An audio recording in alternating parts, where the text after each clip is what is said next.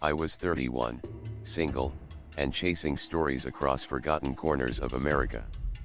It wasn't glamorous, just dirt roads, rusted signage, and a camera that rattled every time I hit a pothole. But that was my thing. I ran a travel blog called Echoes Unseen, focused on abandoned towns, derelict buildings, and the stories that history forgot. I never planned to stop in Cahaba, Alabama. I wasn't even supposed to be in that part of the state. But my GPS rerouted me twice after a rock slide closed down Highway 22. I followed a detour into thick woods, barely paved roads, and finally, nothing. No cell signal. No Wi-Fi. Just a cracked road that ended in a loop. I pulled over to stretch my legs and maybe snap a few overgrown shots for filler. That's when I saw it. Through a tangle of pine and vine, half-collapsed signage that read, Whispering Pines Motel, welcome. The paint was sun-bleached. Letters chipped like teeth. The building behind it looked like it had been swallowed by the forest. A structure that once promised rest to travelers now hunched like it was ashamed to be remembered. But I felt it before I thought it. A pull. Not curiosity, something deeper.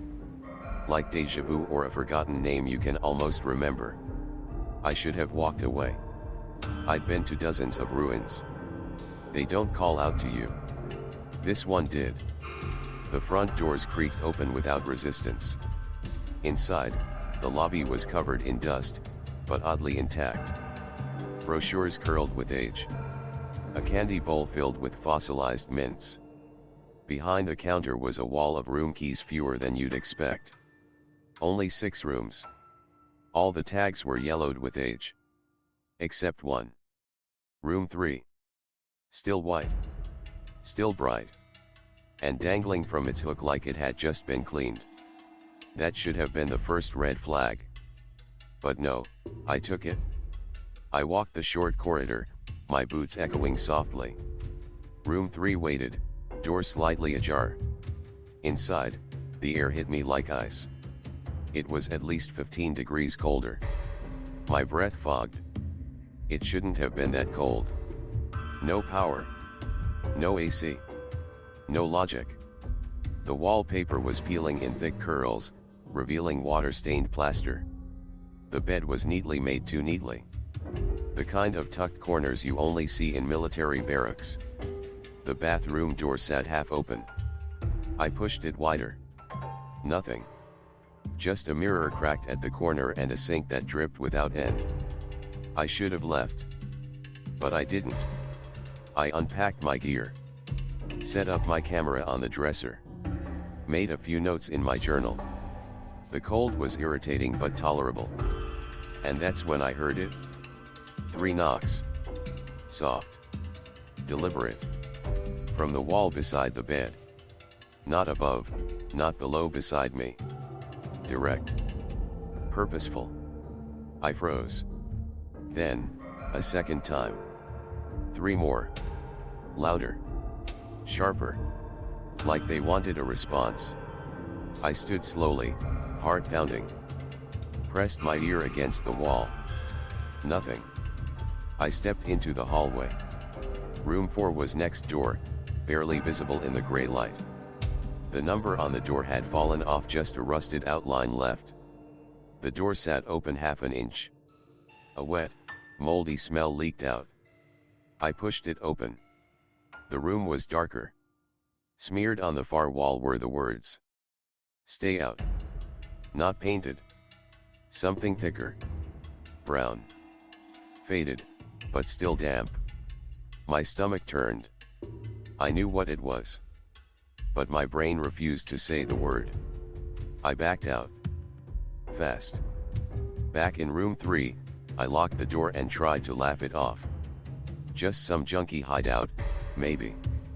Some kids trying to scare off intruders. But that night, the knocking turned into dragging. Heavy, slow. Across the ceiling. But the building only had 1 floor. I checked again. Flashlight in hand, I stepped outside. Flat roof. No access. No stairs. No one. I stayed up until 3:11 a.m. I remember the time exactly because that's when the doorknob started to rattle.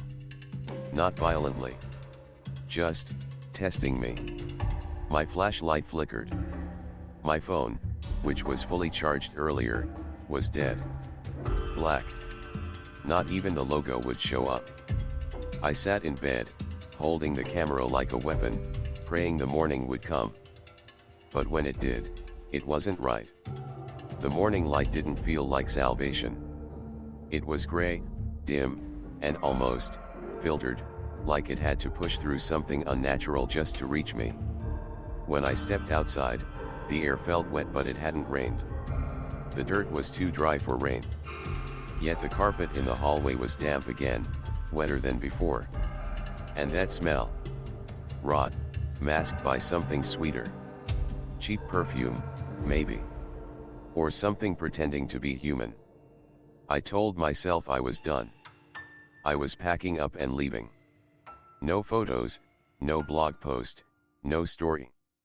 Some places don't want to be remembered. Then I saw them. Footprints. Barefoot. Small. Like a child's. But they weren't childish. The toes curled inward like they had gripped the earth. They led from room 4 to my door, and back again. I hadn't dreamed it. Something or someone had been outside my room last night. And then I noticed the ledger. It was sitting on the counter at the front desk, right where I'd found the room 3 key. But it hadn't been there before. I was sure. I'd searched the area, even photographed it. The ledger was thick and bound in cracked black leather. When I opened it, I expected nothing. Instead, I saw dozens of names. Each signed and date was decades old. 1971, 1964. One even from 1958. But then, on the last line written in ink that hadn't yet dried. Nathan Reeves, room 3, today. My name. My handwriting. Almost. But off. The curves were too careful. The S in Reeves looped like it belonged to someone trying to mimic cursive but never learned it properly. I dropped the book and stumbled back. I hadn't signed it. And that's when I realized what was wrong. There were no checkout dates. Not a single one. These people had checked in but none had ever left. The forest was too quiet outside. Even birds seemed to avoid this place. My camera left on the dresser had new footage. I hadn't recorded anything. But it had been running all night. I played it back with shaking hands. At exactly 3:11 a.m., the lens caught the door handle turning. The door never opened, but something stood there. A shadow. Thin, hunched. Its head tilted unnaturally far to the side, like it didn't understand how to be vertical. It stood for 20 seconds. Then it turned, walked away and faded. Not walked into the hallway. It faded. Out of existence. Or out of the visible world. I paused the footage. Zoomed in. For one frame, just one, you could see a face. Not a full one. Just a sliver of it through the cracked door. It looked like someone smiling. But it wasn't joy. It was hunger. I should have run right then. I should have set fire to the building and never looked back.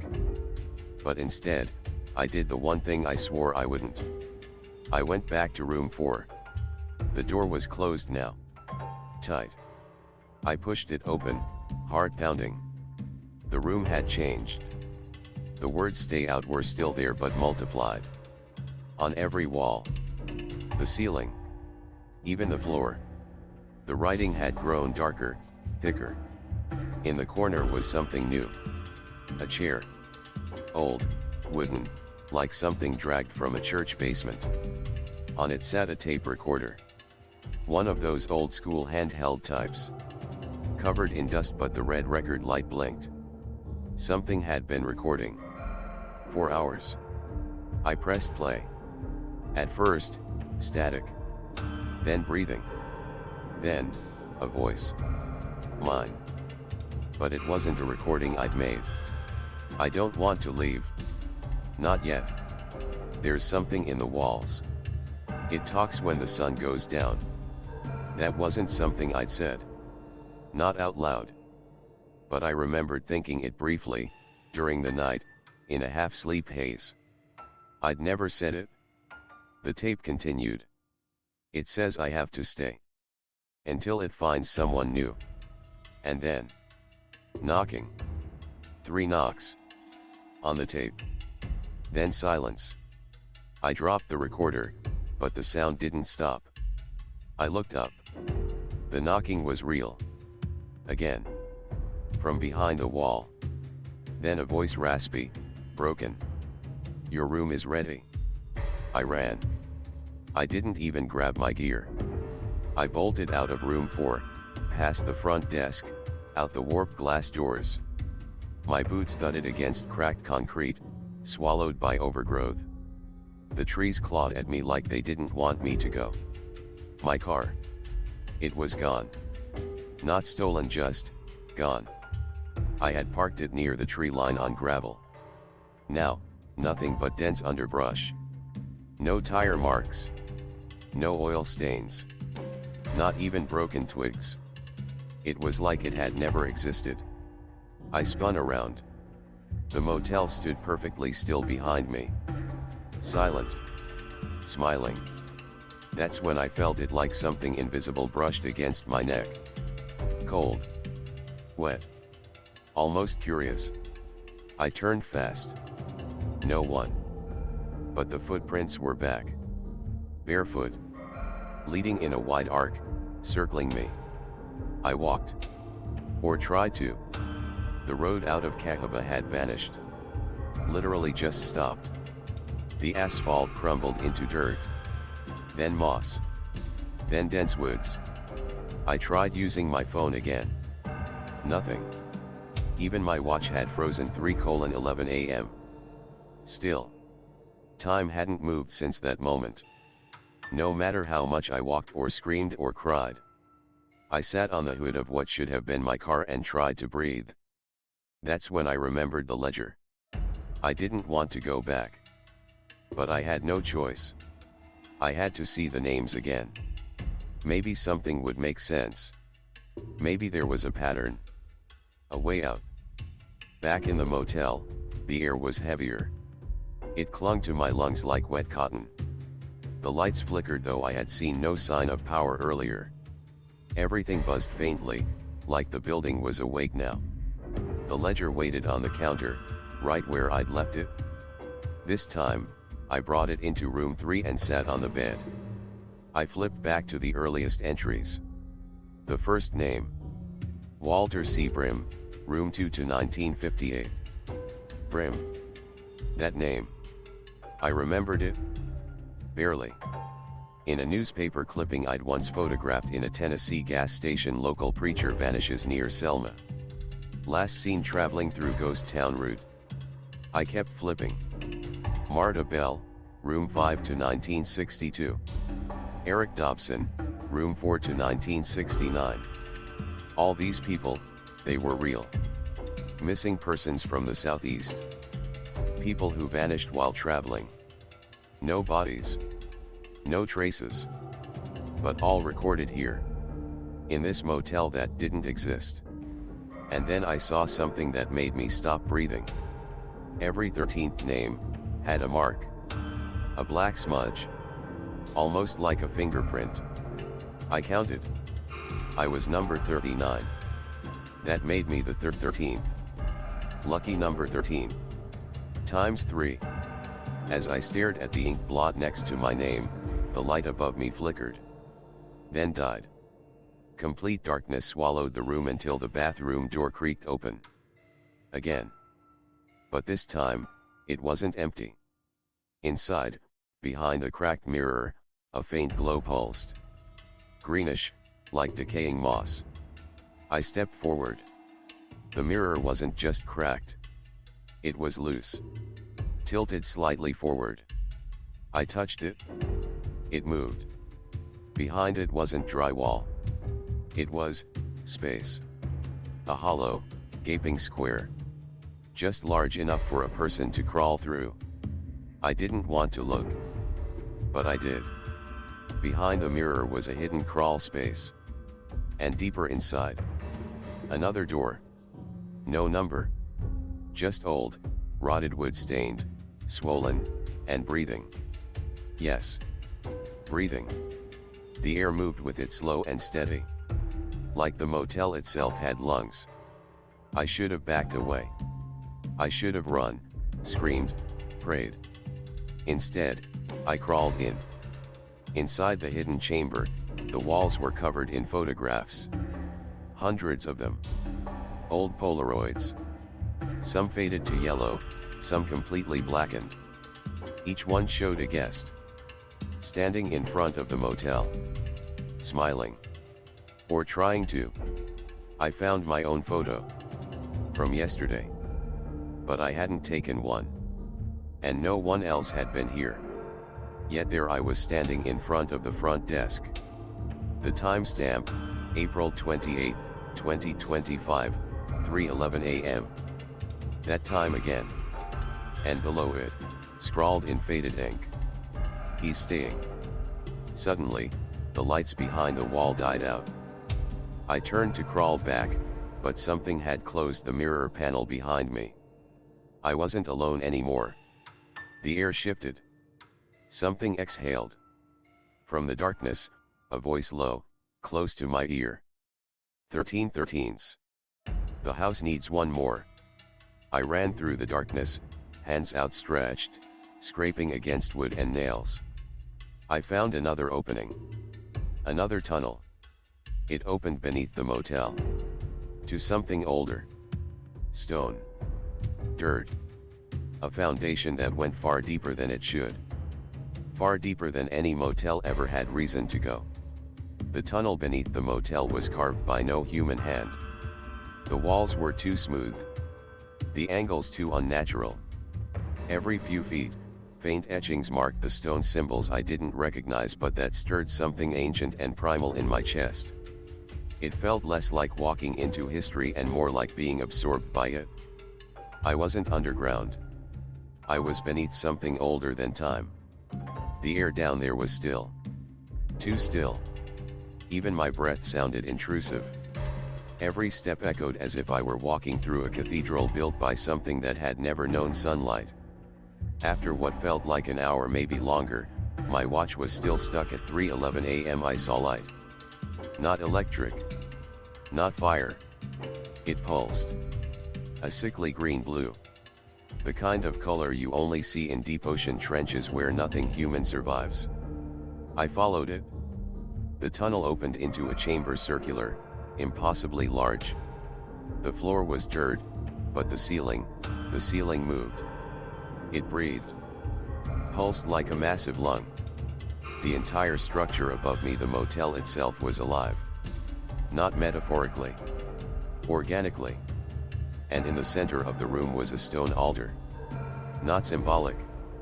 Not decorative. Functional. On it, 13 photos lay arranged in a spiral, faces caught mid-expression. Surprise. Terror. Resignation. The 13th photo was still blank. Beside it, a mirror. Shiny. Polished. Out of place. I stepped toward it and saw my reflection move before I did. It smiled. I didn't. I turned and ran. But the tunnel had changed. Doors lined the walls, now dozens. Each one bearing a brass plate. Room 1. Room 2. Room 3. They were identical to the motel doors above. But down here. As I passed room 4, the handle twisted. It creaked open just an inch. Then. Dragging. Something heavy. Something slow. I didn't wait to see. I found a stairwell. Rusted, corroded metal. I climbed. And climbed. And climbed. Each step groaned like it didn't want me to leave. But eventually, I pushed open a trapdoor and found myself back in room 3. Exactly as I'd left it. Same peeling walls. Same cracked bathroom mirror. But the sky outside was dark. And my camera, still on the dresser, was blinking. Wreck. I picked it up. The screen showed me sleeping in the bed right now. But I wasn't in bed. I was holding the camera. I moved. The version of me in the bed did not. I backed away fast. Opened the door to flee. And found a mirror instead. No hallway. No exit. Just endless reflections. Each version of me stared back with slightly different expressions. One looked terrified. One looked calm. One looked hungry. The glass began to crack. One by one, they all smiled. Except me. Then shattering. The motel screamed. Not the building. The motel. Every door slammed. Every bulb exploded. The walls peeled away like rotting flesh, revealing pulsing veins behind them. And in the middle of it all, room 4's door. Open. Waiting. I knew, somehow, that it was the only way out. Or forward. Or down. I stepped inside. The room had changed again. It was no longer a room. It was a void. Black, vast, but somehow shaped like a space that could swallow the world. A voice whispered. Not aloud. Inside me. You are the 13th. I fell. Fell through the floor. Through memories. Through others who had come before me. Their screams passed through my bones. Then silence. I woke up in the woods. Alone. Sunlight filtered through the trees. Birds chirped. Everything normal. Too normal. My car was there. Parked neatly. As if it had never moved. My phone buzzed.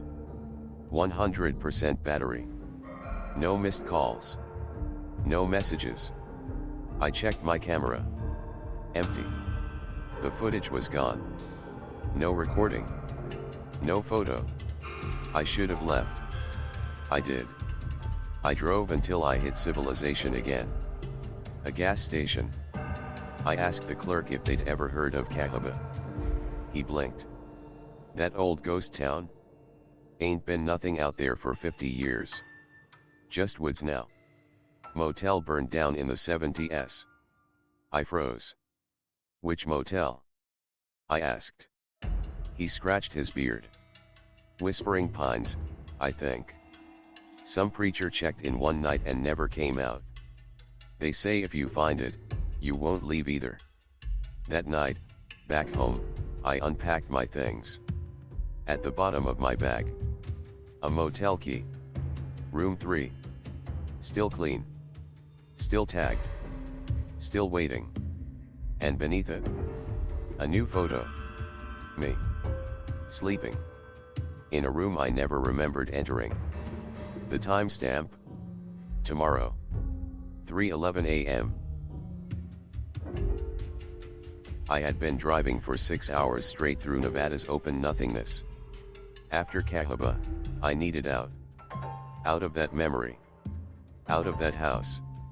I thought the desert would clear my head. Empty roads, open sky, no one around to ask questions. Just the thrum of tires on asphalt and the kind of silence that lets you breathe. But that silence started to feel wrong around mile 137. Too quiet. No radio signal. My GPS froze, a blue dot stranded on a pale beige screen. Not that it mattered. The last sign I saw said Goldfield, 18 miles. Seemed close enough. I took a swig from my water bottle. Lukewarm. Metallic. I wiped sweat from my forehead and kept driving. The heat shimmered across the horizon like ghosts made of glass. It was then I saw something that made my foot lift from the gas. Children. At first, I thought it was a mirage. You know, like the heat was playing tricks on me. But as I got closer, I saw them clearer. About 5 or 6 of them, maybe more, just standing by the side of the road. One was chasing a tire with a stick. Another was spinning, arms out, head thrown back like she was laughing. No houses nearby. No trailers. No sign of a school bus. Just desert and these kids. I slowed to a crawl. They didn't look at me. They just kept playing, laughing in a way that sounded wrong. Like the pitch was just a little too high, a little too sharp, like glass cracking.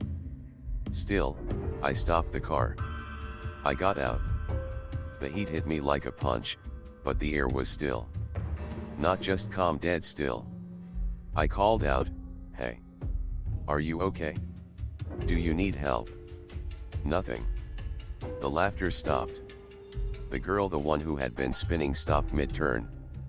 Slowly, she turned toward me. Her eyes were hollow. Not empty like sad. Empty like there was nothing inside. And her smile was too wide, like someone had pulled the corners of her mouth up with hooks. My stomach dropped. Every instinct told me to leave. To get in the car. To drive. To forget I ever saw this. But I couldn't move. My legs refused. The other children stopped playing, one by one, like a broken music box winding down. They all turned to look at me. All at once. Like they were puppets, pulled by the same hand. A boy stepped forward. Maybe 8 years old. Eyes black as coal. His mouth opened, but instead of words, I heard a sound. Buzzing. Like a swarm of hornets in my ears.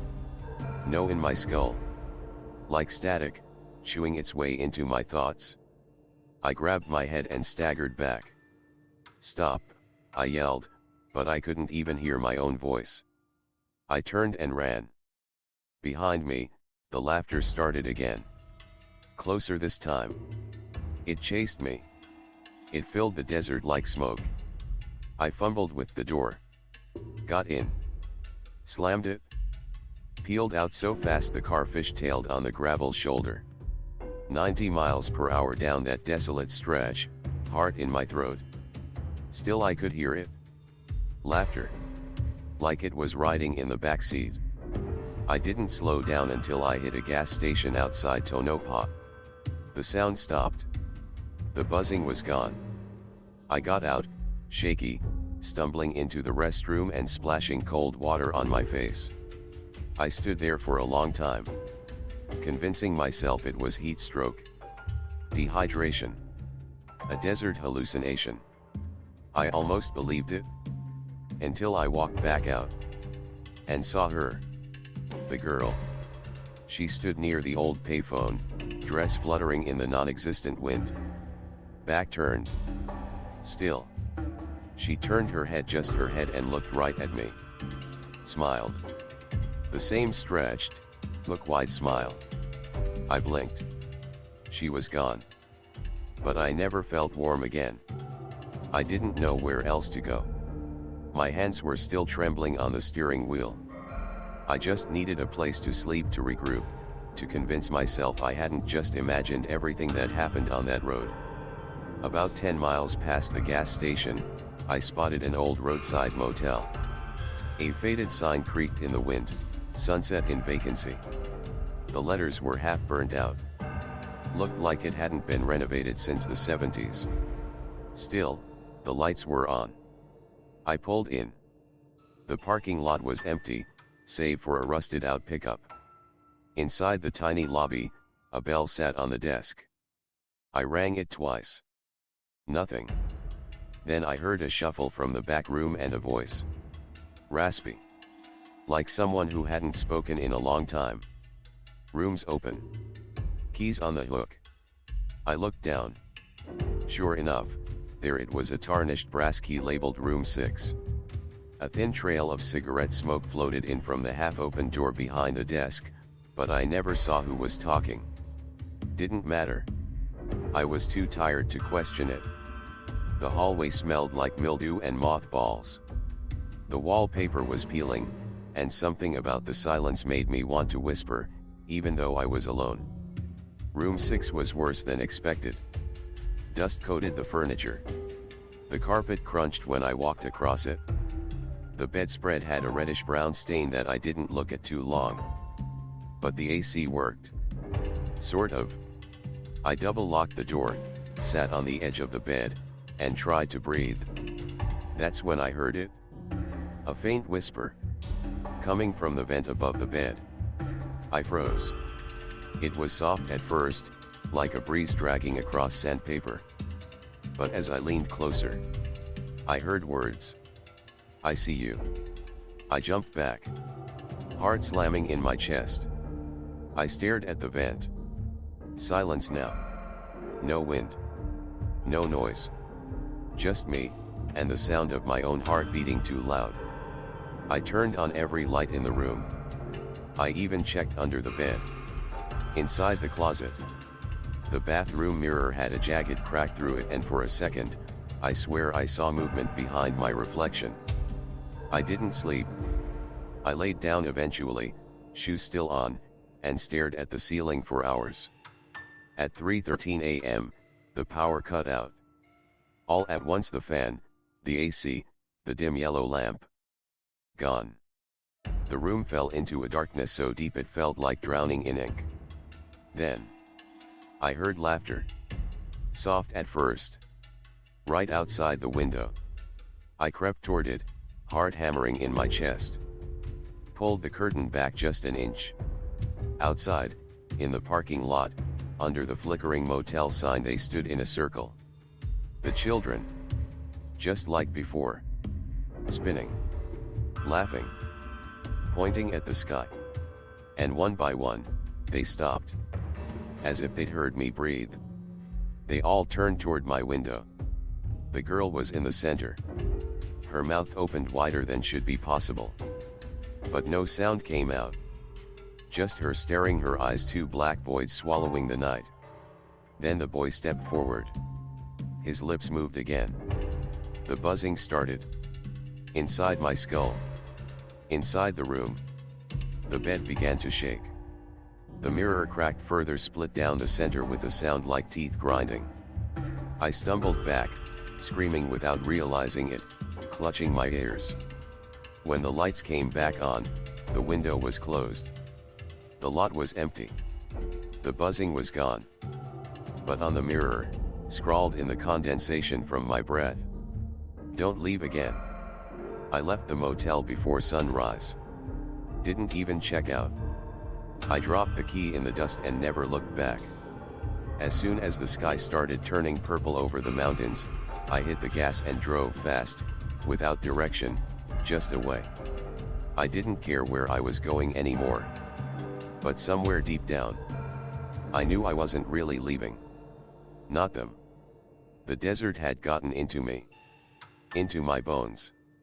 I passed ghost towns and dry creek beds, empty trailer parks with broken fences, and old billboards for diners that didn't exist anymore. My phone wouldn't work. The map was blank. Every gas station I stopped at, people looked at me like I wasn't really there. At one rundown roadside diner, I asked the cashier if he knew anything about Goldfield. He didn't even blink. Just said, "Ain't been a Goldfield in years." "But, it's on the map," I stammered. He didn't answer. Behind the counter, an old TV was playing the news with no sound. I glanced at it. There in the background of some random street footage I saw a child. One of them. Just standing on the sidewalk, head tilted. Staring straight into the camera. Mouth closed. Smile wide. I dropped my coffee. The sound of it shattering echoed too loud, like I'd broken something deeper than porcelain. I left the diner and didn't stop driving until nightfall. That night, I camped off-road. I couldn't handle another motel. I figured sleeping in the car, in the middle of nowhere, would give me some peace. Some distance. I was wrong. I dreamt of sand. Endless dunes, swallowing entire highways. And children's faces emerging from the grains, mouths open, not speaking, but buzzing, a chorus of static and whispers that rattled my teeth in the dream. When I woke up, I wasn't in the car. I was outside, on my knees in the sand, surrounded by footprints. Small footprints. The car was untouched. Door locked. Keys still inside. But around me were dozens, no, hundreds of tiny bare footprints circling where I had lain. And just beyond the edge of my headlight stood the girl, watching. Arms limp. Hair unmoving in the still air. That damn smile. I screamed. But the sound felt muffled, like I was underwater. When I turned on the headlights fully, she was gone. I got in the car, locked every door, and didn't sleep for the rest of the night. By morning, I felt sick. Feverish. My hands wouldn't stop trembling. I kept seeing things in the corner of my eye. A face in the mirror. A child standing just outside the gas station. A shadow in the back seat that vanished when I turned around. I tried calling a friend. The line connected. And all I heard was laughter. That same high-pitched, broken laughter. It kept getting louder. Piercing.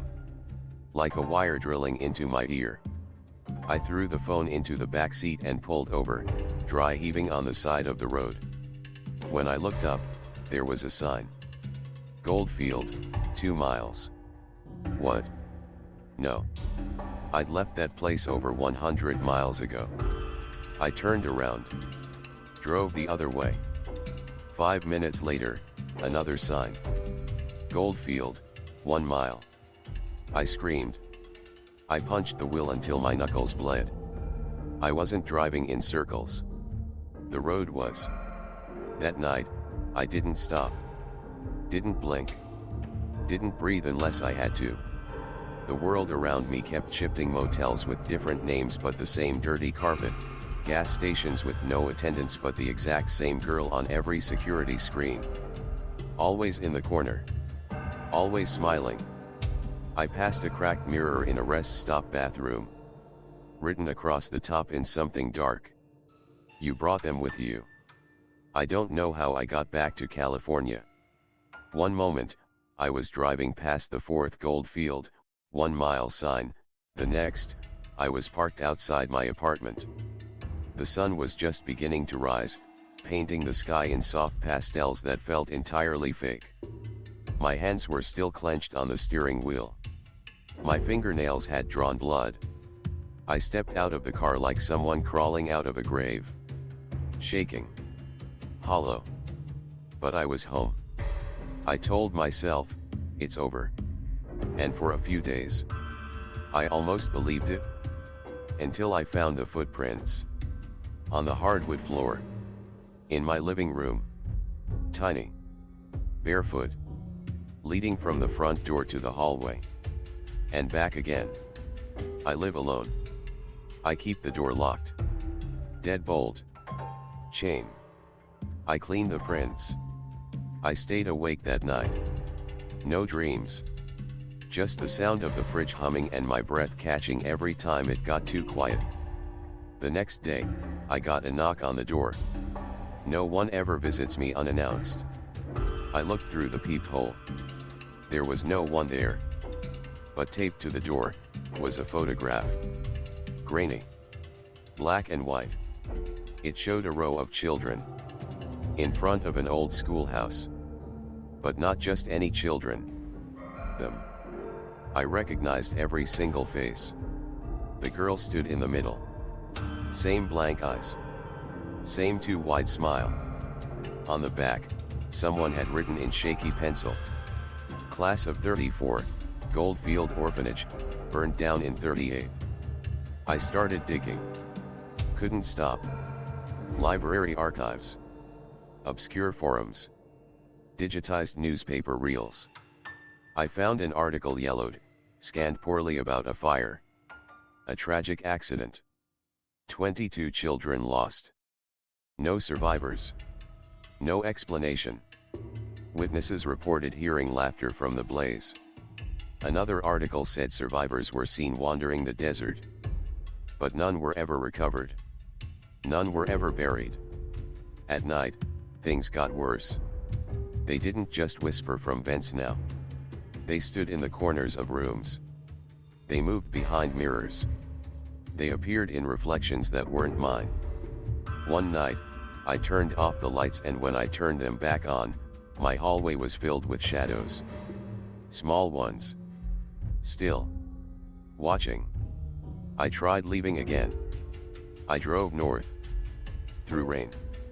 Snow. Forest. Didn't matter.